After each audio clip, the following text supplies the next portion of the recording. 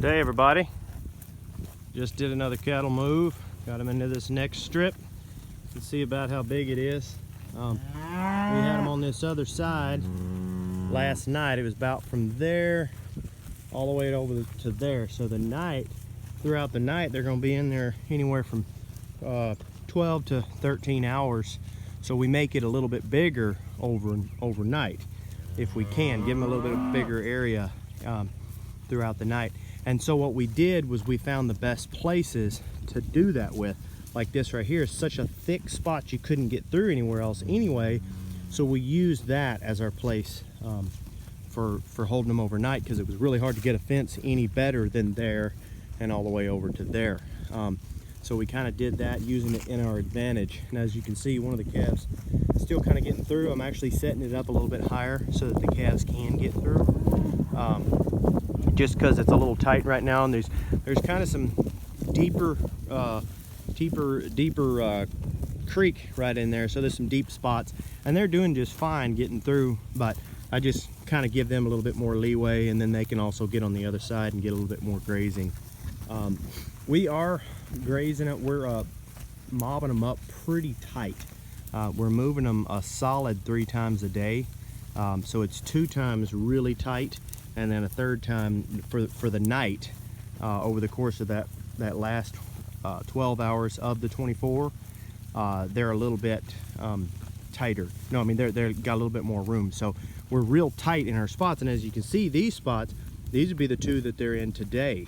And so we actually, that's a better spot that we can actually get through. But then over in there, it's another scenario where it's a little bit tight and can't hardly get. So I don't know if we lucked out or it just kind of worked out that way, but whatever the case may be, that's kind of how we're doing it.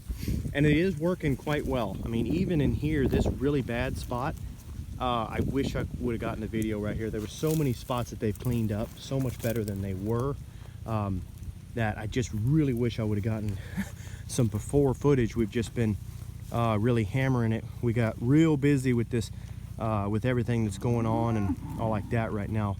So haven't had a chance to make as many videos as I'd like.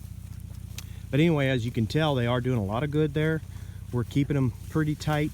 Once they get out of here, they're going to be in that hay field over there, and we're going to let them have that whole area, spread them out a little bit, give them a chance to kind of, there's no reason to have them tight in there. There's no weeds to kill off or anything like that. And we could break it up into thirds. If we had a little more time, we might. But the main thing is we don't have a good hot wire system. Like up there across that whole chicken house right there, we've actually got a hot wire running all the way across there we can tie into. We can tie these temporary hot lines, so that's a permanent line up there. And that really does make a huge difference, especially when you're moving them 3 times a day. I would not want to be toting a bunch of temporary chargers and all like that out here if I was having to do that. So in places like that, at least for now, we're not even worried about mobbing them at all. We're going to put that in there. That's only 6 acres anyway. Give them a chance to give them a little break anyway. Maybe fatten up a little bit and everything. And I think they look pretty good considering how hard we've been pushing them. I'm actually grazing this a lot lower than I normally would. And simply because it's a winter grass anyway, and it's right at the tail end of the winter grass, and the summer grass is trying to come on right now, so it's not going to hurt me to go on ahead and graze that down. Normally I would leave a pretty good bit regardless. I never graze it this far down, but in this pasture we have so many weeds and so much of a problem, and it's really hard to get and clean anything up any other way. And down in here, these are wet spots where springs actually were coming up, so they actually made more of a mud mess than I wanted down there, because we actually saw a spring bubbling up down in there, something I wasn't even aware of. But anyway, you can see how this pasture can be so difficult to clean up any other way. So I am pretty excited about how well it is working. It's not perfect, it's not flawless. I mean, there are still obviously weeds, but I know that they're adding a lot of nutrition, and they're doing stuff that we can't hardly get to any other way. So to me, I am excited about it, and so far it is working out. We're still experimenting with it a lot, but I just wanted to put another video out here and kind of let y'all see our take on mob grazing and how it's working for us. Like I said, For the most part, we're just doing it in places where it's a really bad spot anyway. You know, all of our really good pastures, there's good grass and we don't have as much problem. I usually don't worry about those as much. With the mob grazing, I'll give them a bigger area on that. A lot of the people that do this every day, and they don't just do other stuff for a living, they actually do it all the time, and there's all sorts of different reasons why.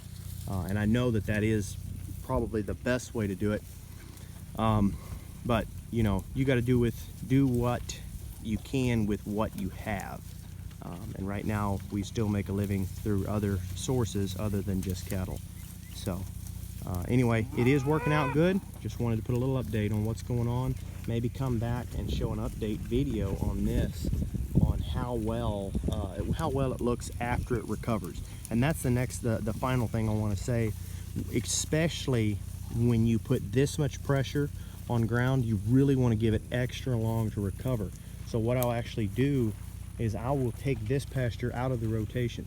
So normally they would go around that way, and then they'd make a big circle and they'd come back around, and then they come back through here, and it would be anywhere from 30 to 60 days before they would come back on here, depending on how fast the grass is growing and how fast I'm moving them.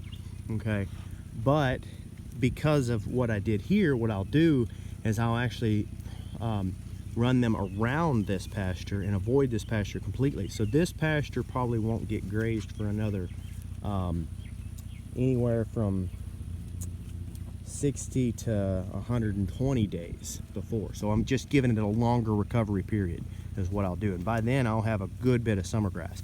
But you never know. I mean, it may end up recovering extremely well and exploding, and then the grass is ready to graze and it's about to come to seed. And if that happens, then I'll be putting them on sooner than that. But we'll just see how it looks and kind of keep y'all updated. Thanks, guys. Don't forget to like and subscribe. I really do appreciate the support.